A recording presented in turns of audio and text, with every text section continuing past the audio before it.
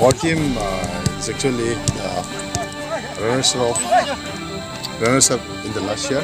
This year, Bodoland GALLANTS Gold Cup football tournament, and this year, this is my first time with the team here. After I reach here, this is my first time to see this ground. I'm so happy regarding this ground.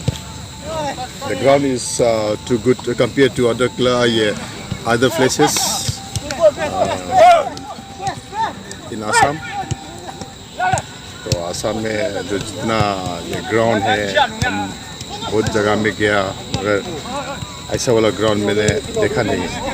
नागोंग का थोड़ा अच्छा है, वो भी अच्छा है, मगर ये बहुत बेहतर है। ये ground is very good, but if this organizing committee, if they improve this for accommodation, it'll be good for us, and then they can organize, they can call any big club also if they're providing good accommodation and good food. Yeah, food is okay, but especially after watching this ground, our boys are so happy.